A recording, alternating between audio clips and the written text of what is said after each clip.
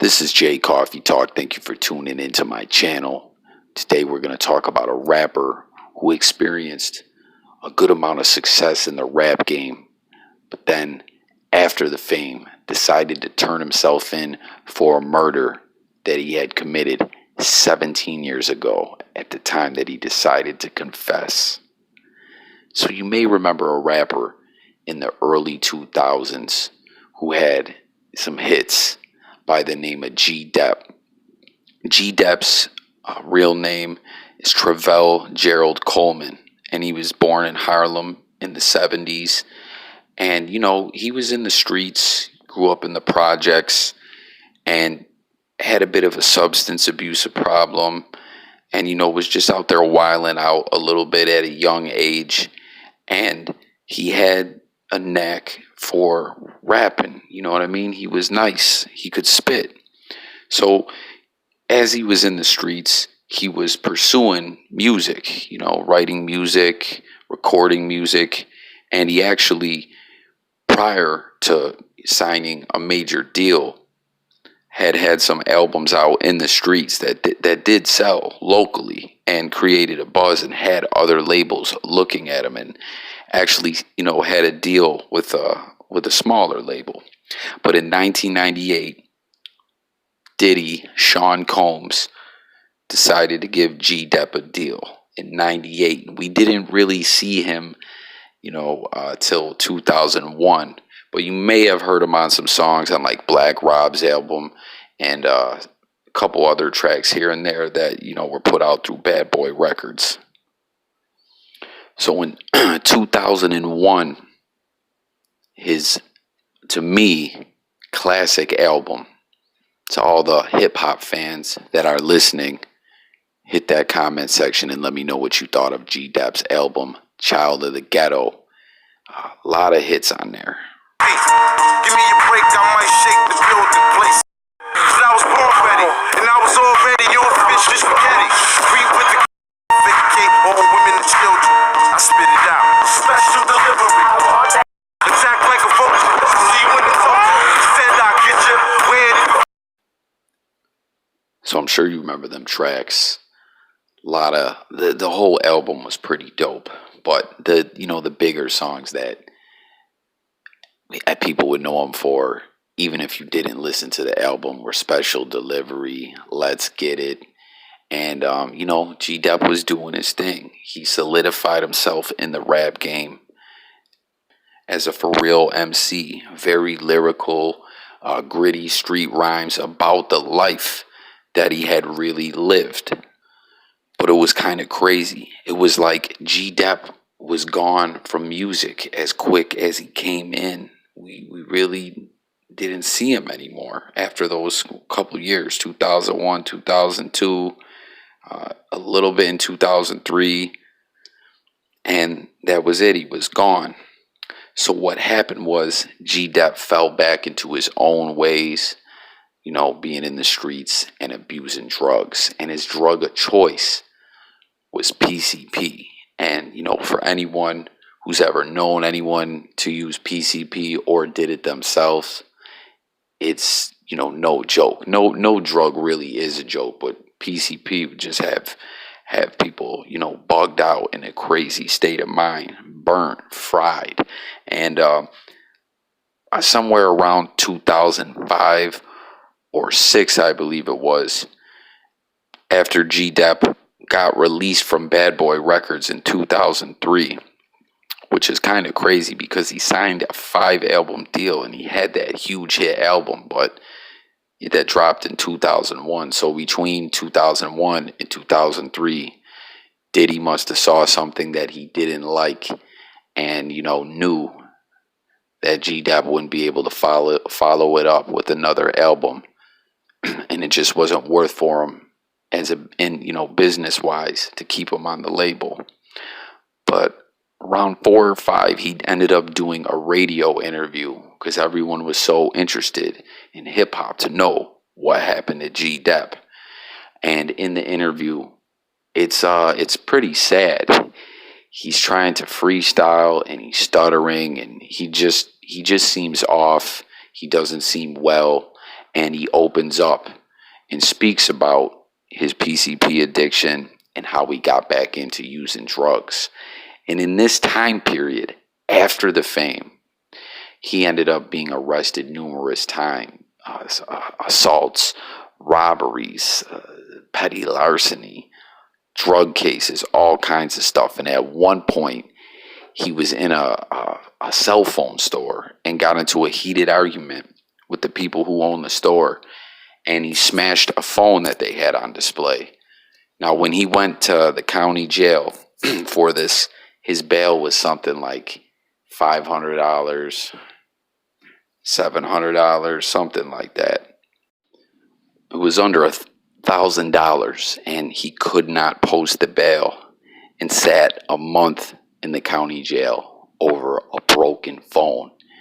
And it was just kind of crazy and showed the rock bottom that G-Dep's life had hit after all that fame. But he ran through all that money after all that, being on tour with Diddy, having a hit album, hit singles, being on MTV and BET. And it just really reflects the way that he was living and, you know, how it all went for him. The downfall was just as quick as the come up. Now, he did put out another album with another former bad boy artist named Loon in 2007. You may remember Loon. He had some hits too. And he did also put out a second solo album through an independent label in 2007. It's just kind of nuts. A lot of these former bad boy artists, it just does not end up well for them. You know, I'm sure you've heard about Diddy. They say after that one artist wrote that book, Dancing with the Devil, that's what they compare being signed to Diddy like. So after, you know, living like this, and it continued, it did not get better for him. It got worse. He decided he needed to clean his life up and decided that he wanted to turn himself in for a homicide, for a murder that he had committed 17 years prior in 1993. This is now in 2010. Now, he went down to the precinct a couple times to confess, but was turned away by the police because he was high, and they just thought he was, you know, crazy and talking out of his mind. But he made it down there one day, must have been sober or sober enough that, you know, they said, we got to listen to this guy. And he confessed to a murder.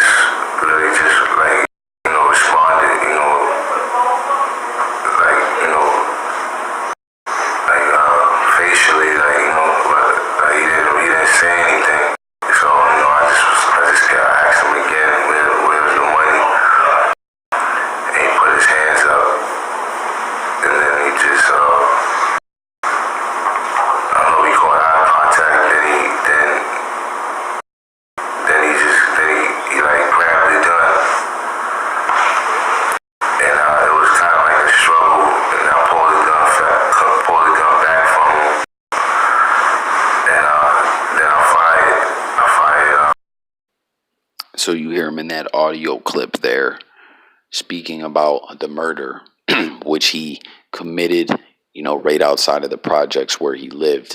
And it was a botched robbery attempt.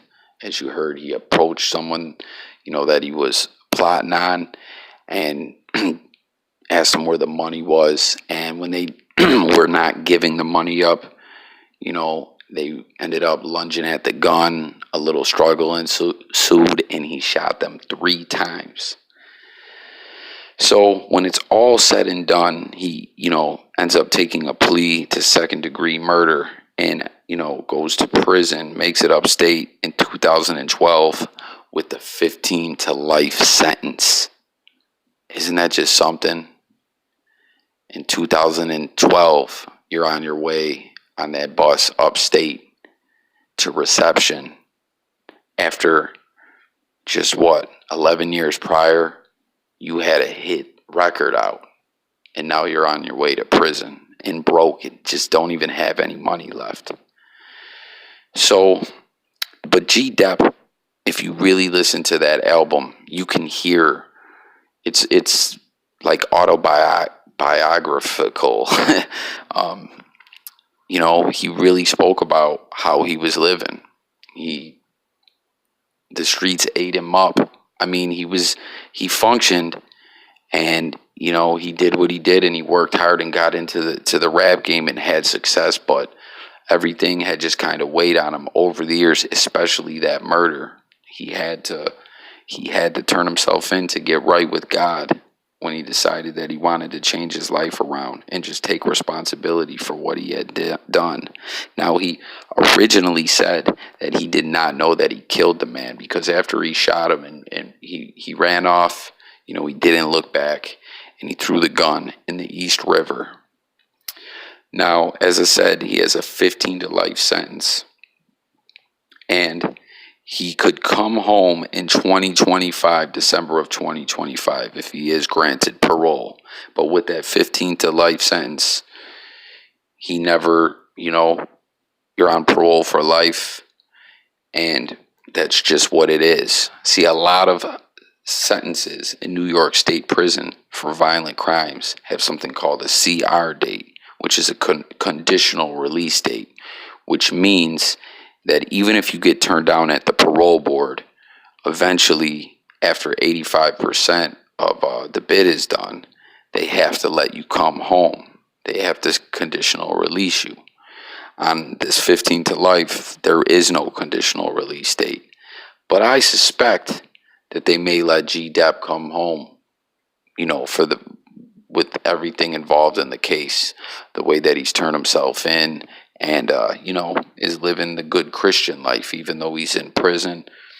He's doing what he does. He's clean. He's involved in Narcotics Anonymous and everything, and is just trying to do better, and he does not regret it. And the crazy thing about this is the family of the victim, as we said, this was 17 years the man had been dead, actually came out and said that they wish G-Dep didn't confess to the crime, that it hurt the family, of course, when they lost their loved one, but they just came to deal with it, and that when he did come forward and confess, it opened up the old wounds and made them feel that pain all over again. And that's a fact. You can fact check that and look that up. That came from the family. They wish G-Dep would have just kept it to himself. Isn't that something? But that's all I really got, guys. One thing I just want to add in was that the murder weapon was a .40 caliber. So, that gun does serious damage. But that's all I really have. I just wanted to share that. I didn't know, this is not new news, but it was something that just kind of came and went, and you don't hear much people ever really refer to G-Dep. But I don't know, guys. I hope you enjoyed the video. For all of my subscribers, let me know if you guys enjoyed this kind of video. And for new people to the channel, please subscribe to the channel and hit the notification bell. I do a lot of different kinds of content. I do music, news, sports, all kinds of other stuff. But let me know if you guys enjoyed this video. This is Jay Coffee Talk signing out. I look forward to talking with you guys in the comment thread. So please engage in them comments. Share this video. Subscribe, as I already said. And don't forget the notification bell. Thank you so much for watching. God bless everyone.